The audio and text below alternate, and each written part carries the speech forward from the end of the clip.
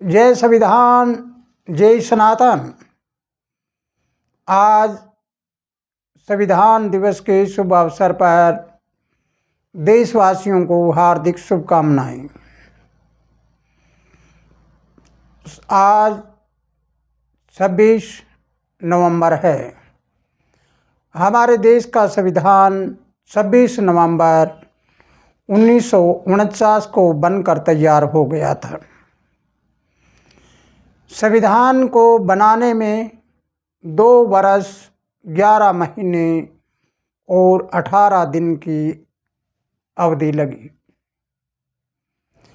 संविधान की पहली सभा 9 दिसंबर 1946 की हुई, वहाँ से शुरुआत की गई। प्यारे देशवासियों, संविधान को लिखने में 60 देशों के संविधान का अध्ययन किया गया। संविधान बनाने में उस समय 64 लाख रुपए खर्च हुए। संविधान सभा के अध्यक्ष बाबा साहेब भीमराव अंबेडकर संविधान के प्रमुख लेखक थे। उन्होंने अपने जीवन का सारा संग्रह करके, अपना अनुभव संग्रह करके इस संविधान की एक ग्रंथ में एकत्रित किया और करके देशवासियों को एक बहुत बड़ा तोहफा दिया। हमारे देश का संविधान एक विशाल देश का संविधान है और संविधान भी विशाल है। इसमें 395 अनुच्छेद तथा 8 अनुसूचियां हैं। अगर हम पूरे संविधान का विश्लेषण करते हैं तो संविधान निर्माता बाबा साहेब भीमराव अंबेडकर ने देश की हर जाति, हर धर्म, हर समाज का अनुभव किया और अनुभव करने के बाद उन्होंने इस देश का नाम, पूरा नाम दिया भारतवर्ष। भारतवर्ष का मतलब होता है कि जैसे वर्ष में 12 महीने होते हैं, 12 महीनों का एक वर्ष बनता है, यानी पूरे के पूरे साल के सभी दिनों का एक वर्ष बनता है। इस प्रकार इस देश में रहने वाले नर नारी, पशु पक्षी, खेत खलिहान, नदी नाले और पहाड़ आदि सारी की सारी ऊर्जा वो इकट्ठी होकर इसका नाम होता है भारतवर्ष। इस भारतवर्ष का संविधान हमें सिखाता है, हमें बताता है कि हमारे मौलिक अधिकार क्या है। सर्वप्रथम मौलिक अधिकार में हमें दर्शाया जाता है कि समता का अधिकार। हम न कोई ऊंचे हैं न नीचे हैं, न गरीब है न अमीर है, यहाँ पर सबको जीने का समान अधिकार है। दूसरा, इसमें स्वतंत्रता का अधिकार है कि हम स्वतंत्र है अपने जीवन जीने में, कैसे ही जीवन जी सकते हैं और किसी धर्म को मानो, किसी जाति को मानो, इसमें हमारे पे कोई प्रतिबंध नहीं होता। अगर हम इन 2 मौलिक अधिकारों को देखते हैं और इनके ऊपर विचार करते हैं तो सारा का सारा सारांश निकल कर इसी पर आ जाता है कि जिस देश में हर नागरिक स्वतंत्र हो और जहाँ पर समता का अधिकार हो, यानी समानता का अधिकार हो, ऐसे देश में रहने वाले कैसे होते हैं।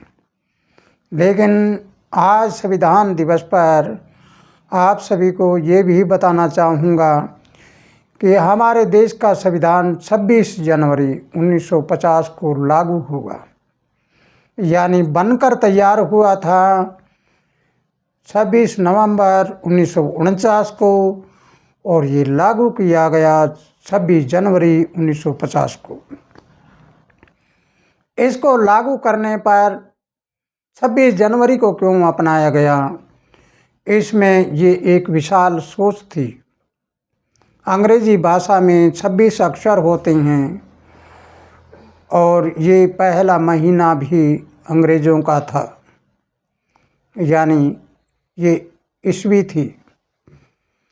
तब बाबा साहेब भीमराव अम्बेडकर ने अपने गहन अध्ययन से 26 अक्षरों वाली भाषा को विदाई देकर और हमारे हिंदी भाषा को लागू करना और इसके ऊपर गहरा अध्ययन करने के बाद हम सब अपनी आज़ादी में जीवन जीने के लिए अपने संविधान को लागू करने का पहला महीना का मतलब है कि वहाँ से महीने भी हमारे और सन भी हमारे, सब कुछ हमारे अपने हो गए। तो इसलिए संविधान हमें सिखाता है कि हम सब मिलकर रहें और हमारे सब की एक जैसी आज़ादी है। एक सवाल बहुत गहरा है कि बाबा साहेब भीमराव अम्बेडकर सनातन धर्म में थे, हिंदू धर्म में थे, लेकिन अगर हम यूँ देखते हैं कि संविधान लिखने वाला भी तो सनातनी था, लेकिन बाद में उन्होंने बौद्ध धर्म को अपनाया। इसका मतलब क्या था? इसका मतलब सीधा सा ये था कि बाबा साहिब की ये सोच थी कि मैं अपने धर्म से दूसरे धर्म को परिवर्तन कर रहा हूँ तो इसमें आज़ाद हूँ। इस प्रकार तुम सभी भी आज़ाद हो। तुम जिस जाति धर्म समाज में जन्मे हो उसमें रहो या ना रहो, उस पर आपका कोई प्रतिबंध नहीं। और बाबा साहेब भीमराव अम्बेडकर जी ने कहा था कि मैं जिस जाति धर्म समाज में जन्मा हूँ मैं उसका नहीं हूँ, मैं उसका हूँ जिसको मैं मानता हूँ। जाति धर्म समाज मेरा है, मैं किसी जाति धर्म समाज का नहीं। इस विचारधारा को अगर देखते हैं तो हमें पता चलता है कि संविधान हमारा हमें धर्म निरपेक्षता और जाति निरपेक्षता सिखाता है। और ये दुनिया का एक ऐसा संविधान है जो लचीला तथा कठोर है।